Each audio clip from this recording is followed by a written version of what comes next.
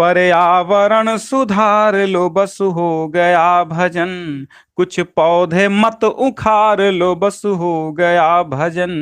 पौधे उखाड़ना नहीं है, पौधे लगाना है। तो ये पर्यावरण को ही सुधारना भजन है, यही हमारा ईश्वर है। पर्यावरण ही हमारा देवता है, भगवान है, गॉड है, सब कुछ है। पर्यावरण अगर गंदा हुआ तो हम सभी की सांसें गंदी हो जाती हैं, सब सभी के फेफड़े गंदे हो जाते हैं। तो पर्यावरण को प्रदूषित नहीं करना है, पर्यावरण को स्वच्छ और साफ करना है। कोरोना महामारी ने कहीं ना कहीं हमें बहुत क्षति पहुंचाई है, लेकिन कहीं ना कहीं एक लाभ अवश्य हम लोगों को पहुंचाया है कि यहाँ प्रदूषण कम हो गया।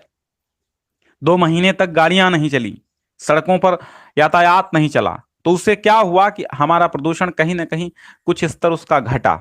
लेकिन आज फिर हम उसी धड़ल्ले से सारी गाड़ियां चला रहे हैं, सब कुछ कर रहे हैं, तो आज भी प्रदूषण बढ़ रहा है। चलिए, तो सबसे पहली हेडिंग जो आपकी है वो प्रस्तावना पड़ेगी। प्रस्तावना, प्रस्तावना में आपको क्या लिखना? परिचय लिखना। प्रदूषण आखिर होता क्या है ना? पर्यावरण प्रदूषण क्या होता है? तो पर्यावरण का अर्थ पहले लिख दीजिए कि पर्यावरण 2 शब्दों से मिलकर बना है। परिधन आवरण, परि माने चारों ओर, आवरण माने ढका हुआ, अर्थात जो हमारे चारों ओर फैला हुआ या ढका हुआ है उसे हम पर्यावरण कहते हैं। और इसी पर्यावरण में वातावरण जब असंतुलित हो जाता है तो वो प्रदूषण का नाम दे दिया जाता है। विकास और व्यवस्थित जीवन के क्रम के लिए जीवधारियों को संतुलित वातावरण की आवश्यकता होती है ना। जब संतुलित वातावरण होगा तभी तो हम लोग जी पाएंगे। तो वातावरण में बैलेंस होना आवश्यक है। संतुलित वातावरण में प्रत्येक घटक एक निश्चित मात्रा में उपलब्ध रहते हैं कि 21% आपका 78% नाइट्रोजन होना चाहिए, 21% क्या होना चाहिए, आपकी ऑक्सीजन होनी चाहिए। ये सब घटक हैं जो जो बिल्कुल एक निश्चित बैलेंस में होने चाहिए। अगर ये सब बैलेंस में नहीं है तो समझ लो हमारा पर्यावरण प्रदूषित हो रहा है। तो आपको ये बैलेंस बना के रखना है, ठीक है। और जिसने ये बैलेंस नहीं बनाया समझ लो प्रदूषण कर गया। तो कभी कभी वातावरण में एक अथवा अनेक घटकों की मात्रा कम अथवा अधिक हो जाती है। कहीं कार्बन डाइऑक्साइड की मात्रा बढ़ गई तो कहीं ऑक्सीजन की घट गई, तो कहीं नाइट्रोजन की घट गई। तो ऐसा होता रहता है। अथवा वातावरण में बहुत से हानिकारक घटकों का प्रवेश हो जाता है, कभी कभी विषैली गैसें आ जाती हैं, है ना।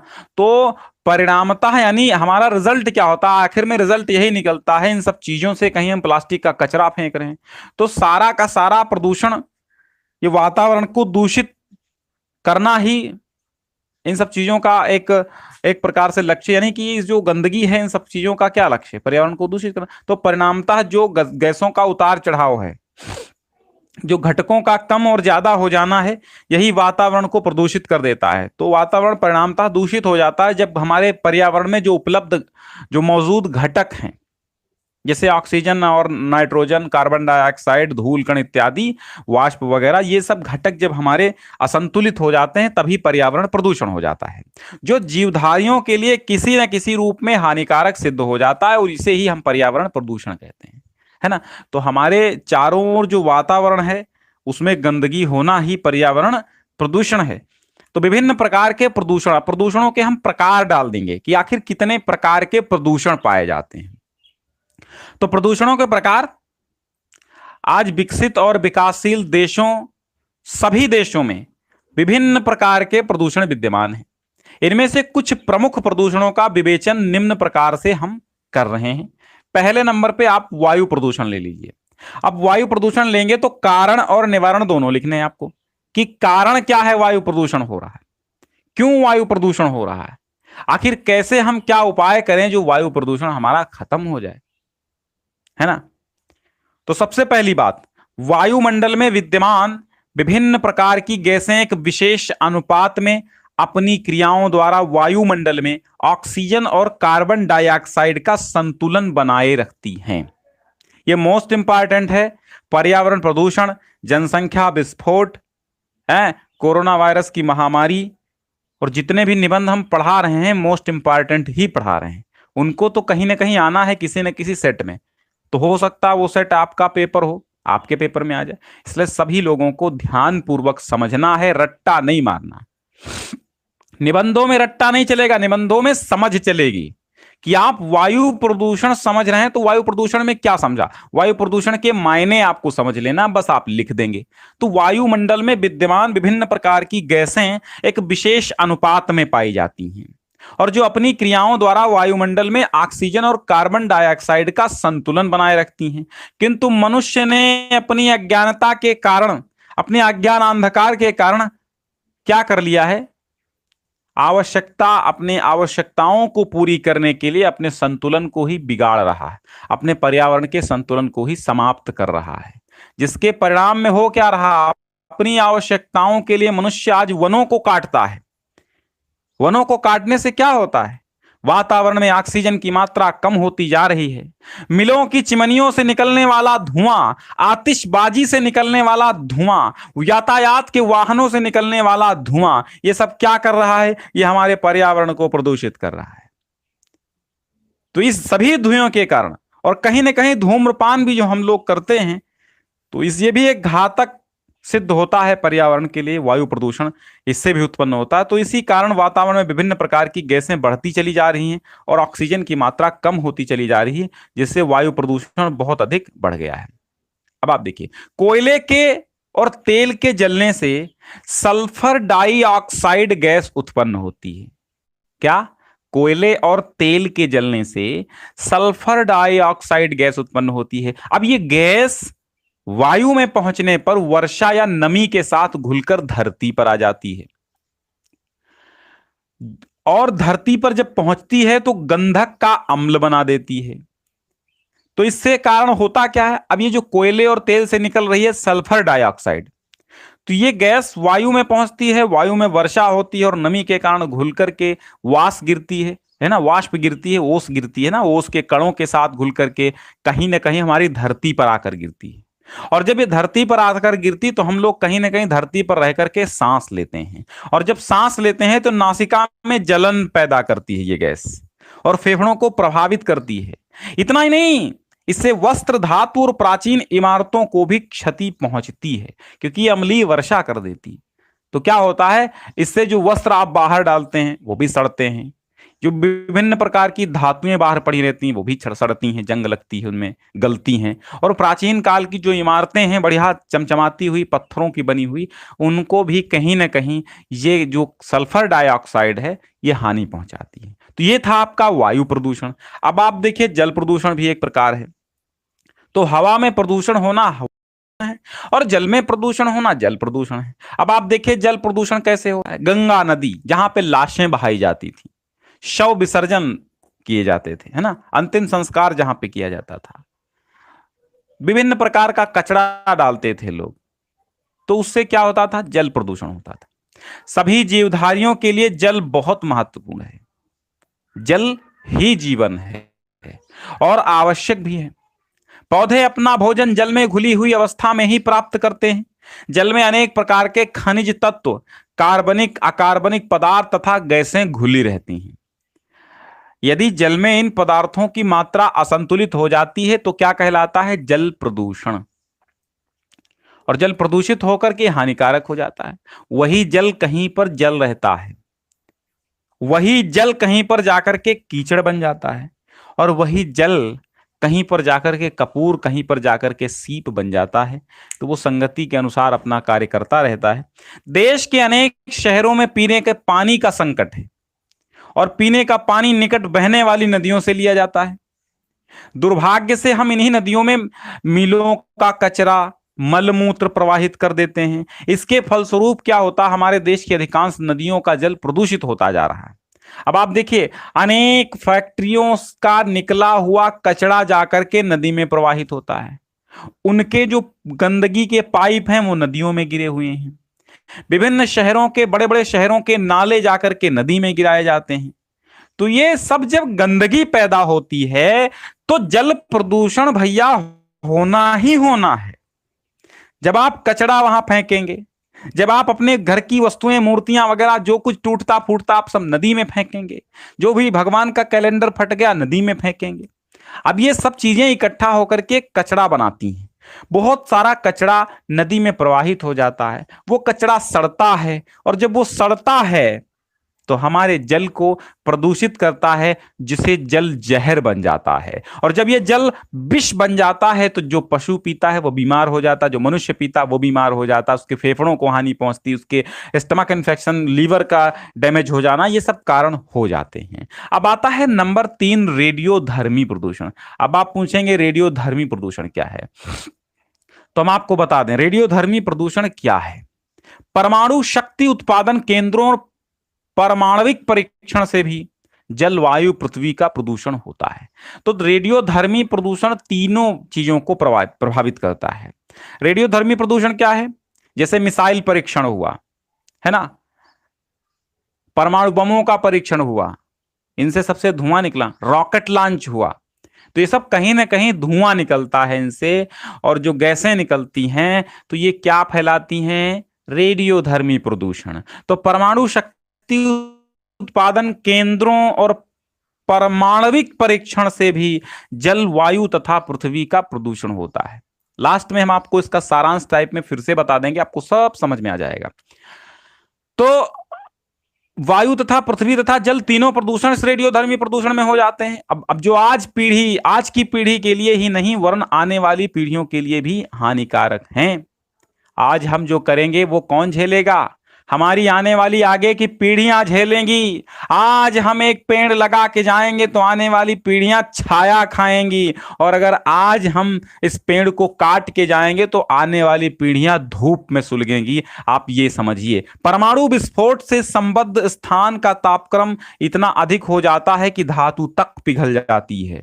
विस्फोट के समय उत्पन्न रेडियोधर्मी प्रदूषण पदार्थ वायुमंडल की बाह्य परतों में प्रवेश कर जाते हैं, जहां पर यह ठंडे होकर संघनित अवस्था में बूंदों का रूप ले लेते हैं और वायु के झोंकों के साथ समस्त संसार में फैल जाते हैं।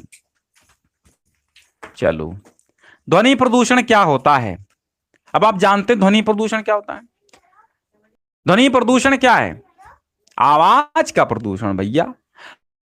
कार के वाहनों में क्या लगा है? मोटर कार में, बस में, जेट में, विमान में, ट्रैक्टर में क्या बंधा है? लाउड स्पीकर बंधे हुए हैं। अच्छा चलो, लाउड स्पीकर नहीं बंधे तो मोटर कार की आवाज घर्र की, बस की आवाज झर्र की, जेट की आवाज सूं की, और विमान ट्रैक्टर की आवाज खट खट खट खट की। तो ये सब, और लाउड स्पीकर तो अलग चीज हो गए। तो अगर ये हार्न ना बजाएं तो इनकी ही आवाज इतनी अधिक है कि ये ध्वनि प्रदूषण हो रहा है। बाजे, दुनिया भर के बाजे बाजते हैं, बारातों में बाजे बाजते हैं, डीजे बजते हैं, है ना, डीजे को लाउड स्पीकर कहा गया। कारखानों के सायरन, कारखाने जब चलते हैं ना, सायरन हूं करके बोलते हैं ना, सीटियां। मशीनों से भी ध्वनि प्रदूषण होता है, इन सब मशीनों से भी। अच्छा, इनसे होता क्या? जब ध्वनि प्रदूषण फैलता तो क्या होता है? कभी कभी हार्ट अटैक आ जाता है, सिर दर्द होने लगता है, ठीक है, बीपी हाई हो जाती है। ध्वनि की तरंगें जीवधारियों की क्रियाओं को प्रभावित करती हैं। अधिक तेज ध्वनि से मनुष्य की श्रवण शक्ति भी खत्म हो जाती है, सुनने की शक्ति का भी ह्रास हो जाता, कमी आ जाती, तथा उनीदापन आ जाता, उसको अनिद्रा आ जाती है। अनिद्रा मतलब नींद ठीक से नहीं आ पाती है।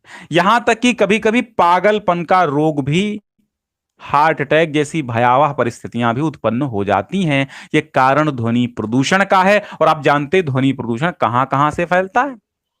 जान तो गए। प्रदूषण पर नियंत्रण कैसे किया जाए भाया? देखो, प्रदूषण को रोकने के लिए व्यक्तिगत और सरकारी दोनों लोग जब प्रयास करेंगे तभी रुकेगा। अब सरकार सारे काम कर रही है, आप कह रहे हैं अरे नहीं मैं कचरा फेंकूंगा। सरकार कह रही भैया कचरा मत फेंको, सफाई कर्मी लगा रखा है, सफाई कर्मी भी ठीक से काम नहीं कर रहे हैं। वो कौन है? हम और आप में से सफाई कर्मी भी हैं। सरकार पैसा भेज रही है उनके अकाउंट में, वो सफाई नहीं कर रहे हैं। सफाई नहीं करेंगे तो क्या प्रदूषण ही तो होगा। तो कहीं ना कहीं हम लोग और सरकार दोनों को साथ साथ चलकर के और दोनों के प्रयास के कारण ही ये प्रदूषण पर नियंत्रण किया जा सकता है। अब जल प्रदूषण के निवारण एवं नियंत्रण के लिए भारत सरकार ने सन 1974 ईस्वी में जल प्रदूषण निवारण एवं नियंत्रण अधिनियम लागू किया। इसके अंतर्गत एक केंद्रीय बोर्ड व सभी प्रदेशों में प्रदूषण नियंत्रण बोर्ड गठित किए गए। इन बोर्डों ने प्रदूषण नियंत्रण की योजनाएं तैयार की, औद्योगिक कचरे के लिए मानक निर्धारित कर दिए कि आपकी चिमनियां इतनी होनी चाहिए ऊंची, आपका कचरा ऐसे होना चाहिए। उद्योगों के कारण उत्पन्न होने वाले प्रदूषण को रोकने के लिए भारत सरकार ने महत्वपूर्ण निर्णय लिया है कि नए उद्योगों को लाइसेंस दिए जाने से पहले उन्हें औद्योगिक कचरे के निस्तारण की समुचित व्यवस्था करनी होगी और इसकी पर्यावरण विशेषज्ञों से स्वीकृति प्राप्त करनी होगी। इसी प्रकार उन्हें धुएं तथा अन्य प्रदूषणों के समुचित ढंग से निष्कासन और उसकी व्यवस्था का भी दायित्व लेना होगा। वनों की अनियंत्रित कटाई पर रोक होनी चाहिए, अधिक से अधिक वन लगाए जाने चाहिए, अधिक से अधिक पेड़ पौधों की रोपाई होनी चाहिए, नए वन क्षेत्रों को विस्तार दिया जाना चाहिए, जन सामान्य को वृक्षारोपण के लिए प्रोत्साहित किया जाना चाहिए, तभी ये हम रोक सकते हैं, है ना। तो उपसंहार में लास्ट में आप सारांश टाइप में बता देंगे कि इस प्रकार सरकार प्रदूषण की रोकथाम के लिए पर्याप्त सजग है, पर्यावरण के प्रति जागरूकता से ही हम भविष्य में अधिक अच्छा एवं स्वस्थ जीवन जी सकेंगे, आने वाली पीढ़ी को प्रदूषण मुक्त कर सकेंगे। अगर हम सभी जागरूक नहीं हुए, पर्यावरण प्रदूषण के प्रति जागृत नहीं हुए, तो आगे आने वाली पीढ़ियां, हमारी पीढ़ियां अच्छी नहीं होंगी। अतः सरकार के साथ साथ हम सभी को ये पवित्र और पुण्यवान कार्य करना चाहिए कि हमें प्रदूषण मुक्ति के लिए हर कदम पर तैयार रहना चाहिए। अब आपको मैं एक सारांश टाइप में बताता हूं, ठीक है। आप सभी की कमेंट लास्ट में लेंगे, लेकिन कमेंट गड़बड़ नहीं होनी चाहिए। तो सबसे पहले प्रदूषण और समस्या का समाधान में आप सबसे पहले प्रदूषण की प्रस्तावना लिखेंगे। प्रस्तावना में प्रदूषण क्या है, प्रदूषण की परिभाषा क्या है, पर्यावरण क्या है, ये लिख देंगे। इसके बाद पहली हेडिंग होगी पर्यावरण प्रदूषण के प्रकार, ठीक है। वायु प्रदूषण हमने बताया काहे से फैलता है, तमाम वाहनों से, मिलों की चिमनियों से, ठीक है, आतिशबाजी से निकले हुए धुएं के कारण वायुमंडल प्रदूषित हो रहा है। कहीं ना कहीं जो हम खेतों में पत्तियां जलाते हैं, है ना, पत्तियां जलाते हैं, खेतों में जलाते हैं ना, पत्तियां जला देते हैं, तो इनके कारण भी वायु प्रदूषण हो रहा है, ठीक है। और जल प्रदूषण क्यों हो रहा है, जल प्रदूषण अभी हमने बहुत सारा मलमूत्र विसर्जित कर देते हैं हम नालों के माध्यम से, और तमाम फैक्ट्रियों का निकला हुआ कचरा, ठीक है, नाले में जल आकर के गिरता है, नालों के माध्यम से, या उनका जो कचरा है, कीचड़ है, वो अपवाहित मलमूत्र, अपवाहित जल है जो जो फैक्ट्रियों से निकल कर आता है, वो कहीं ना कहीं जल प्रदूषण करता है। फिर रेडियोधर्मी प्रदूषण कहाँ से होता है, परमाणु विद्युत शक्ति उत्पादन केंद्रों से, परमाणविक परीक्षण से भी ये प्रदूषण होता रहता है, ठीक है। अगला क्या, ध्वनि प्रदूषण कैसे होता है, आप जानते हैं, लाउड स्पीकर, डीजे, रेलगाड़ियों की सीटी, रेलगाड़ियों की सीटी और फैक्ट्रियों के सायरन, लाउड स्पीकर, विमान, ट्रैक्टर, बस, मोटर इत्यादि मशीनों की ध्वनियों से ये सब क्या होता है, ध्वनि प्रदूषण होता है। प्रदूषण पर नियंत्रण कैसे होगा, हमें और सरकार दोनों को कदम उठाने होंगे, तभी ये प्रदूषण होगा। हालांकि सरकार ने तो जल प्रदूषण निवारण एवं नियंत्रण अधिनियम भी 1974 में लागू किया गया, प्रत्येक प्रदेश में प्रदूषण नियंत्रण बोर्ड भी स्थापित किया गया, है ना। तो और भी कैसे रोका जा सकता, हम बहुत से अधिक वृक्षारोपण करें। तो अब देखो, संतुलन नहीं है पर्यावरण में, तो कहीं कहीं अधिक बारिश हो जाती है, असमय में बारिश होती है, जब पानी की आवश्यकता नहीं होती है, और जब नहीं आवश्यकता तब हो जाती है। तो इसका कारण क्या है, सर्दियों में सर्दी नहीं होती, गर्मियों में गर्मी नहीं होती है ना, बरसात में बारिश नहीं होती है। ये कहीं ना कहीं पर्यावरण का असंतुलन ही है जो हम लोगों को दिक्कत पहुंचा रहा है। इसलिए भारी से भारी मात्रा में, मैं बचपन में देखता था, मेरे गांव के आसपास सैकड़ों बाग बगीचे हुआ करते थे, आज सैकड़ों में से 2-4 भी नहीं बचे हैं। तो ये कहीं ना कहीं एक पीड़ा है हमारे देश के लिए, हमारे हिंदुस्तान के लिए, कि और हमारी आगे आने वाली पीढ़ियों के लिए ये कहीं ना कहीं दिक्कत की बात है कि आज हम सभी प्रकार के वनों की, बागों की, पेड़ों की कटाई करते चले जा रहे हैं, एक लगाने की कोशिश नहीं कर रहे हैं। और इससे क्या हो रहा है, ऑक्सीजन की मात्रा दिन ब दिन हमारे धरती पर, हमारे पर्यावरण में कम होती चली जा रही है, और ओजोन की परत भी क्षीण हो जा रही है ऑक्सीजन ना मिलने के कारण, कार्बन डाइऑक्साइड की अधिकता के कारण। तो जब ओजोन की परत क्षीण होती है, जब ओजोन की परत कमजोर होती है, तो वहां से पराबैंगनी, यानी जिसको हम यूवी किरणें कहते हैं, यूवी रेज कहते हैं, यानी कि अल्ट्रावायलेट किरणें जो हैं, वो आकर के कहीं ना कहीं हमारे पर्यावरण में फैलती हैं और कैंसर जैसी भयावह बीमारियां पैदा कर रही हैं। ये सब क्या है? ये सब पर्यावरण प्रदूषण की वजह से हो रहा है। ठीक है, अब आप लोग कमेंट कर